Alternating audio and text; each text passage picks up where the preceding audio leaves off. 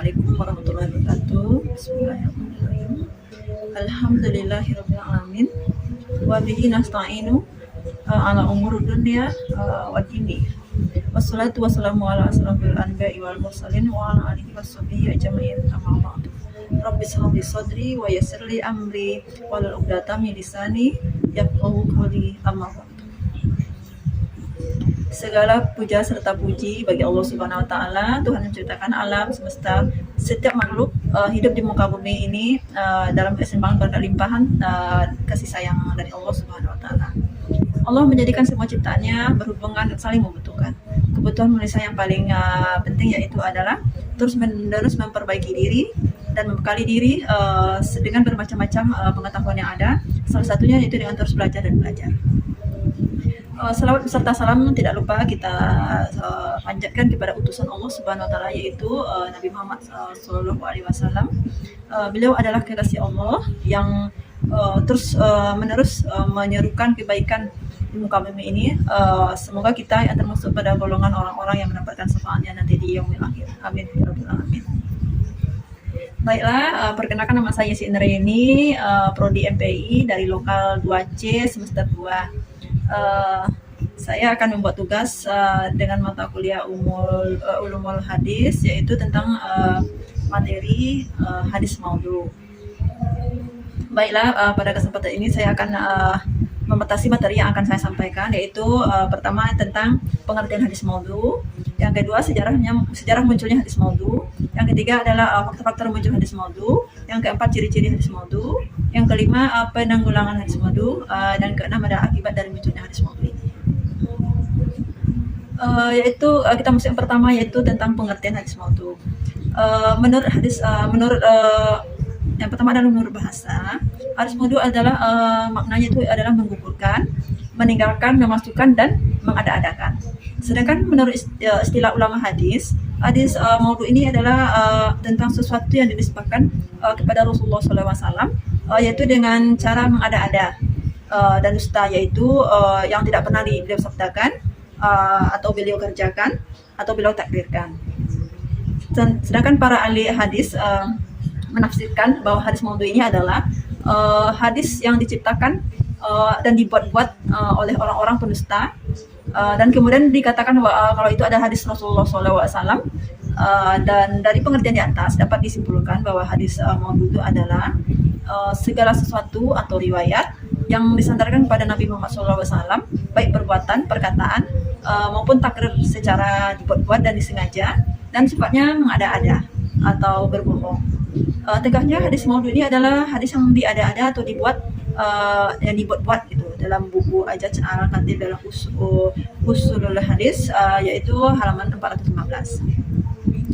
Yang kedua adalah tentang sejarah munculnya hadis maudhu.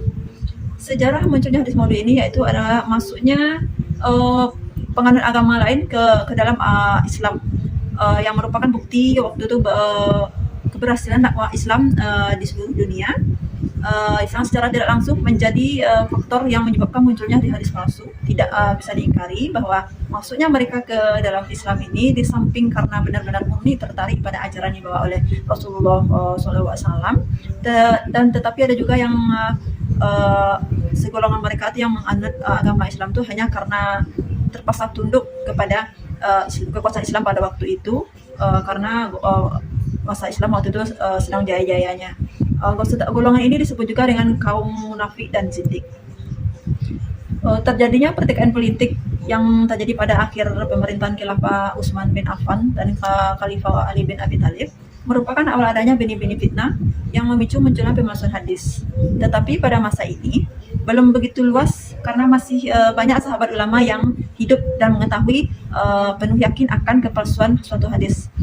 Para sahabat ini mengetahui bahaya dari hadis maudhu karena ada ancaman yang keras yang dikeluarkan oleh Nabi Muhammad SAW terhadap orang yang memasukkan hadis. Namun pada masa sesudahnya, yaitu pada akhir pemerintahan Khalifah Bani Umayyah, pemalsuan hadis mulai marak, baik yang dibuat oleh umat Islam sendiri maupun yang dibuat oleh orang di luar Islam. Menurut penyaksian Hamad bin Zayyad, terdapat 14.000 hadis maudhu, dan Abdul Karim Al-Auja juga mengakui bahwa dia telah membuat 4.000 hadis maudhu. Yang ketiga adalah faktor-faktor munculnya hadis maudhu. Adapun faktor-faktor penyebabnya muncul hadis maudhu, berdiri tolak pada hadis maudhu yang tersebar, nampaknya motivasi dan tujuan pembuatan hadis maudhu bervariasi. Yang pertama adalah faktor politik, yang kedua adalah faktor kebencian permusuhan, faktor kebodohan, faktor fanatisme yang keliru, serta faktor popularisme dan ekonomi. Yang keempat adalah kriteria dan ciri-ciri hadis maudhu.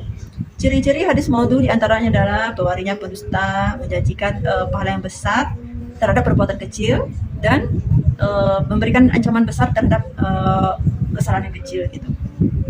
Ciri-ciri hadis maudhu ini ada yang melalui sanad dan matan. Yang kalau yang ciri-ciri hadis maudhu yang melalui sanad yaitu yang pertama adalah pewarinya menyatakan sendiri bahwa ia telah membuat hadis maudhu. Yang kedua, periwayatnya dikenal sebagai pendusta.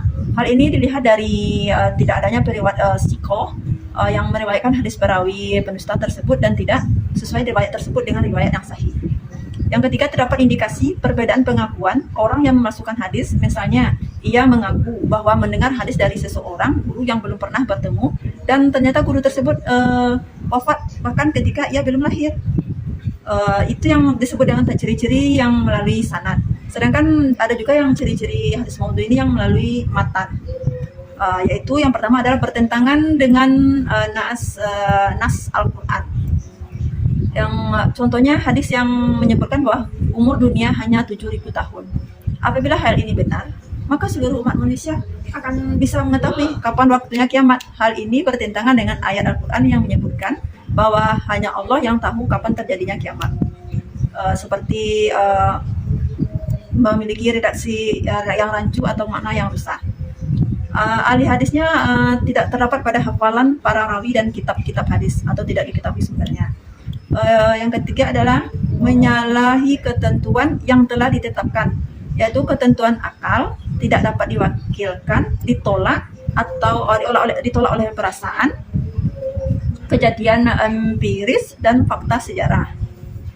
Selain ciri-ciri yang tadi, ciri-ciri menurut matan dan sanad, ada juga ciri-ciri dari Mustafa Zahri yang terdapat di buku Kunci Memahami Mustalah Hadis.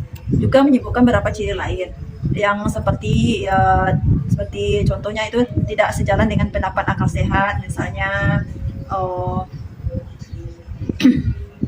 yang menyebutkan yaitu siapa yang memelihara ayam putih niscaya tidak didekati setan.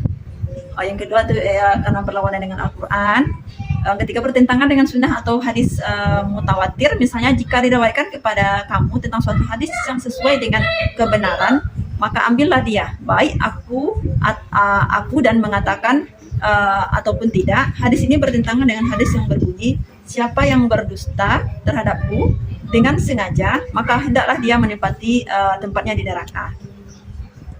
Berlawanan dengan ijma yang telah disepakati oleh para sahabat atau ulama. Contohnya seperti setiap yang bernama Muhammad atau Ahmad tidak akan masuk neraka.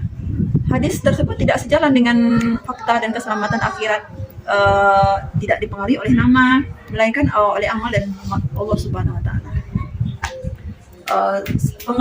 Yang keempat adalah penanggulangan terhadap hadis maudhu. Menurut para ulama, dilakukan yaitu dengan cara meneliti perawi hadis, pencarian dan penelitian sanad, tindakan tegas terhadap pemalsu hadis dan mengungkap keburukannya, menetapkan ketentuan untuk mengungkap hadis maudhu, dan menyusun kitab-kitab kumpulan hadis maudhu agar diketahui masyarakat.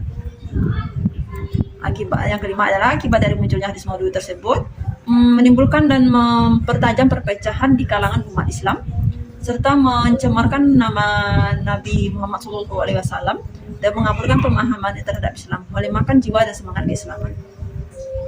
Demikianlah yang dapat saya sampaikan sedikit tentang hadis maudhu. Salah dan janggal saya mohon maaf. Kebenaran datang dari Allah. Kesalahan datang dari saya. Wabillahi taufiq wal hidayah. Assalamualaikum warahmatullahi wabarakatuh.